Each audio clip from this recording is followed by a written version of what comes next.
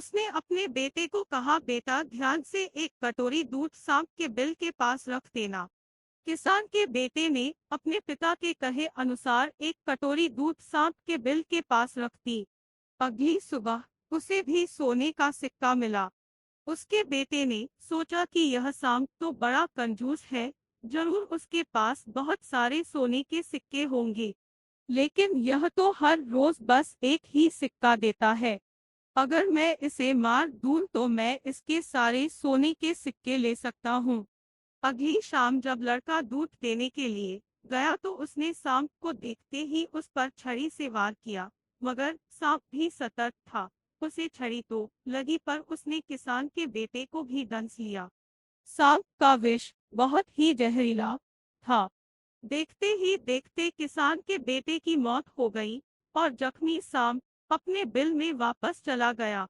जब किसान वापस लौट कर आया तो उसे अपने बेटे की मृत्यु के बारे में पता चला। साथ ही वह बहुत दुखी और क्रोधित होकर सांप के बिल के पास उसे मारने पहुंचा।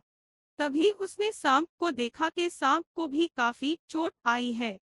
उसे देखते ही वह समझ गया कि उसके बेटे ने सांप पर हमला किया होगा। वो समझ गया कि परिस्थिति ही कुछ ऐसी हो गई होगी कि सांप ने उसके बेटे को डसा होगा। उसने हाथ जोड़कर सांप से माफी मांगी और सांप से अपने बेटे को वापस लाने के लिए कहा। थोड़ी देर बाद सांप अपने बिल में जाकर बाहर आया और उसने किसान को एक जड़ी बूटी दी। गरीब किसान जड़ी बूटी लेकर अपने मरे हुए बेटी के पास गया। उसने उसके नाक के पास वो जड़ी बूटी रखी। थोड़ी देर बाद उसका बेटा खांसता हुआ उठ खड़ा हुआ।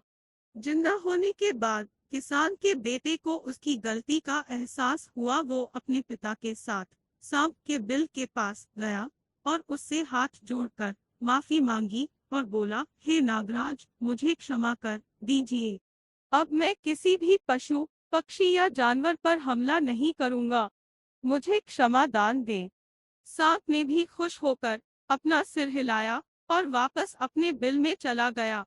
इस कहानी से हमें दो सीख मिलती है। पहली ये कि लालच करना बुरी बात, और दूसरी सीख ये है कि हमें निर्दोष जीवों पे हमला नहीं करना चाहिए। हमें उन्हें बिल्कुल भी परेशान नहीं करना चाहिए। हमें उम्मीद है आपको यह कहानी जरूर पसंद आई होगी। ऐसी ही कहानी सुनने के लिए जुड़े रहिए हमसे। हम जल्द ही मिलते हैं एक और नई कहानी के साथ। तब तक के लिए धन्यवाद।